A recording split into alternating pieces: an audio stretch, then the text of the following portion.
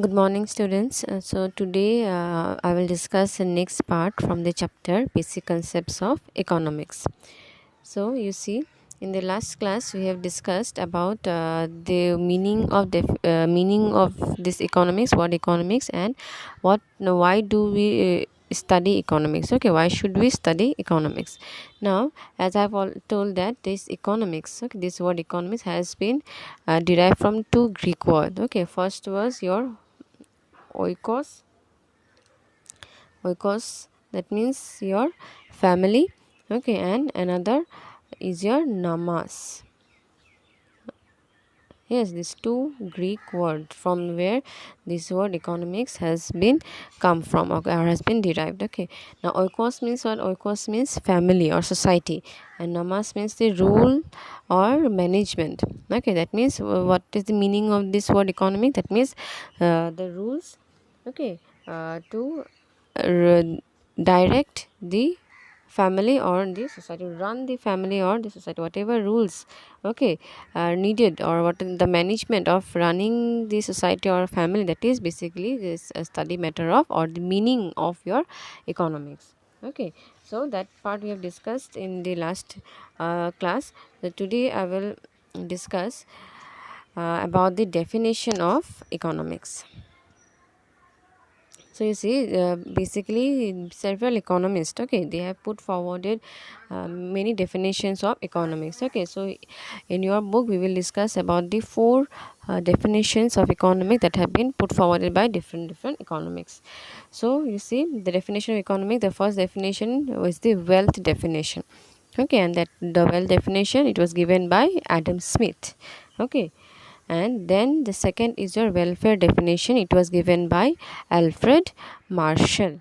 Then the third definition is your scarcity definition, it was given by Lionel Robbins.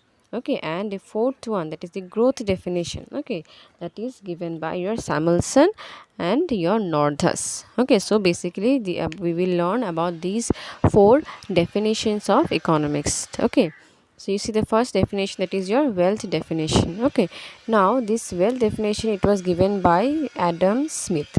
Okay, and Adam Smith, he is also called as the father of economics. Okay, so if the question comes who is known as the father of economics, then the answer will be Adam Smith. Okay, now Adam Smith in his book, okay, and the name of the book is also important, you see, An Inquiry into Nature and Causes of Wealth of Nation. Okay, and it was published in the year 1776. Okay, so now Adam Smith, according to him, what is the meaning of economics? Okay, what is the definition of economy according to Adam Smith? Okay, so you see, Adam Smith, he said that economics is the science of wealth. Okay, wealth.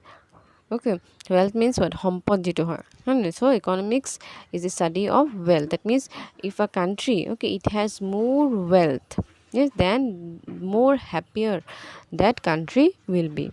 Okay, so he focused only on increasing the wealth of a nation. That is why his definition is called as your wealth definition. Okay, now that means what? Only those persons who are engaged in production of wealth are the subject matter of economics. Okay, because he mainly focused on what? On the generation of wealth. How can we increase the wealth? Because he believed that if a country or if a nation, it has more wealth, then it will be, that nation will be more happier nation. Okay, so those persons who are engaged in those certain kind of activities which led to the production or the generation of wealth, okay, that is the main focus of this his definition of. Okay, that is why his definition is called your wealth definition. Okay, because you can see economy is a science of wealth. Okay, now this definition, it was criticized, this wealth definition, it was criticized mainly by, you see, Carley and Ruskin. Okay, as been the gospel of mammon, they regarded it as gospel of mammon. That means when he focused only on wealth, okay, the other aspects he ignored it. Okay, so that is why this definition of wealth, it was severely criticized. Okay, then after that, another economist, his name was Alfred Marshall. Okay, he was a Cambridge economist. He gave the welfare definition of economist. Okay, and his book name was The Principles of Economics, and it was published in the year 1890. Now, according to him, economics is study of mankind in the ordinary business of life. That means here Adam Smith, you say Adam Smith focused on wealth, yes, increasing wealth. Now Alfred Marshall, he basically focused on welfare generation. That means we require wealth for generating welfare, for human welfare, human, for welfare of the human beings. Okay, so he said that, you see, it examines, that means economics examine that part of individual and social action which is most closely connected with the attainment and with the use of material requisite of well-being. That means the kind of activities, okay, an individual or a society, okay, the action that we take, okay, by using all the materials, okay, by using all the wealth, ultimately it should be for the generation of welfare of the human beings. Okay, that is called mankind of ordinary business of life. That means, well, we will be using the all the materials, material requisites, all the materials for the generation of welfare, okay, for the welfare of human beings. So you see, welfare can be derived from material goods. Yes, non-material goods such as teacher, doctor are not mentioned. Okay, again his definition of economics. Okay, welfare definition. It was also criticized because he focused only on material goods, material requisites. Okay, that means we will use material goods for the generation of welfare. Okay, but there are other some kind of a non-material good, that means your services, okay, like a teacher, doctor, they also provide welfare to the people, is not it? But these service, and that is your non-material goods, this was not mentioned in his definition. That was the first criticism of Alfred Marshall's wealth definition, okay, that he did not mention about the non-material good. That means the service of a doctor, the service of a teacher, they also do welfare activities, is not it? But that is not mentioned here. Okay, another one, all goods, okay, all good, they do not create welfare.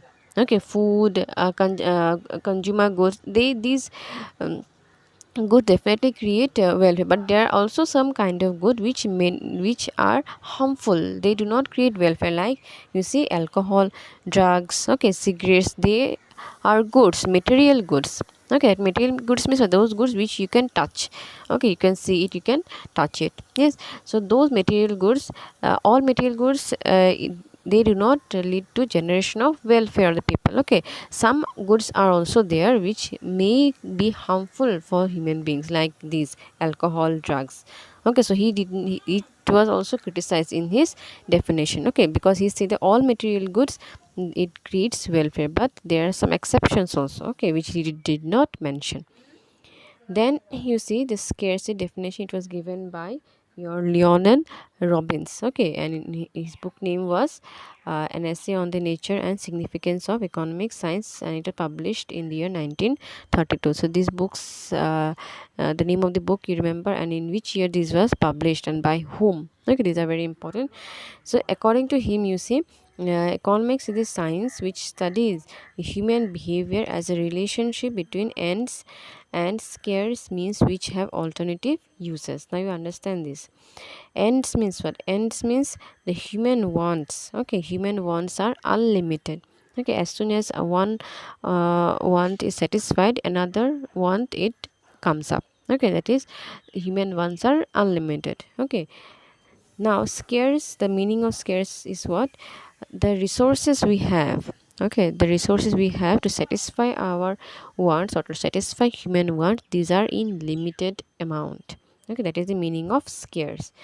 And alternative uses means what? Those resources, okay, the resources which are scarce in nature, these have a number of uses, a variety of uses. Now you take one example. Suppose human wants, okay, suppose land, you see, take land. Okay, now land, it is a resource, okay, and it is limited resource, yes. Now on land, on that particular piece of land, human beings, they can do various kind of activities. Yes or no? That is called alternative uses. Like for example, he can do cultivation, agriculture activities. He can set up a factory also. He can set up a building also. Yes. So these are basically alternative uses. Okay.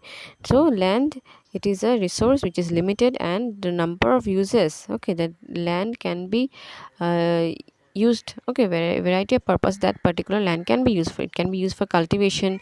It can be used for your other fishing activities, can be used for a setup of a factory also. Yes, so that has a number of uses. Okay, so resources are scarce, but it has a number of alternative uses, that means other number of uses. Okay, now among these the human wants. Okay, so this he can cultivate on this particular piece of land. He can set up a factory also in this piece of land. Then he can do fishing also. Yes, he can set up a building also, house also. Yes, so these are basically desires. Okay, wants, human wants.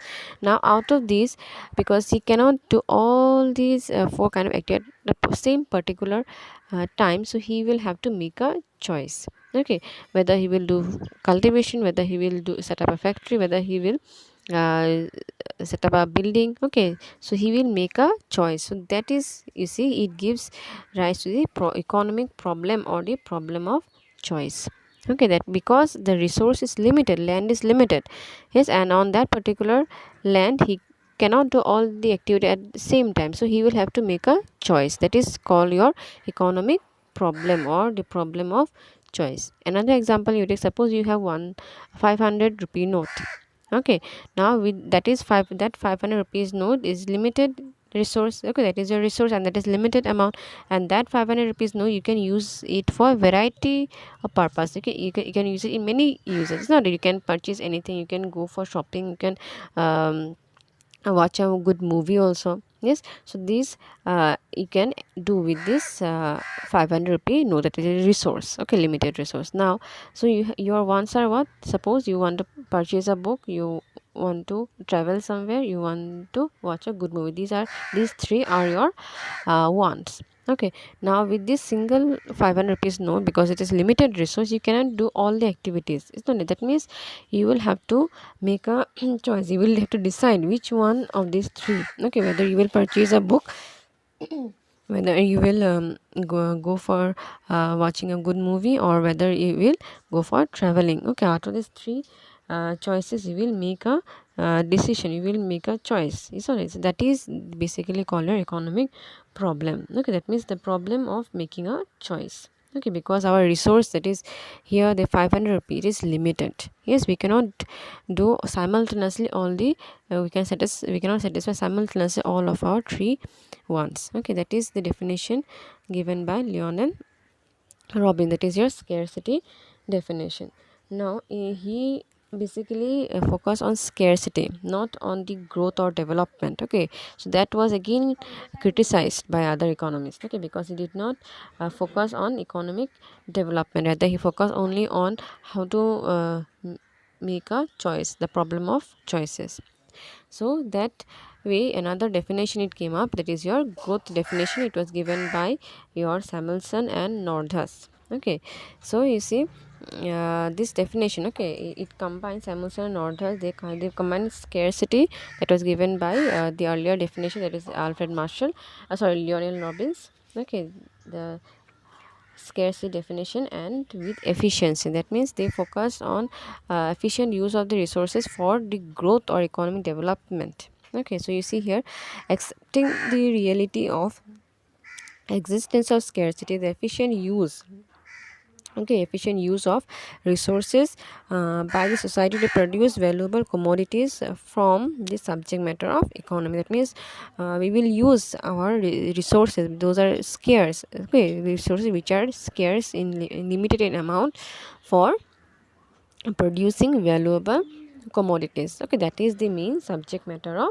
economics. Okay, so that was given by this two economists, Samuelson and Nordhaus. Okay, they have accepted that, they know that there is scarcity because the resources are limited.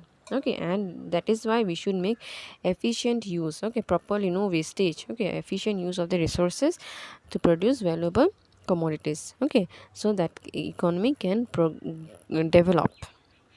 So these are basically the definition it was given by these two economists, Samuelson and Northus. Okay.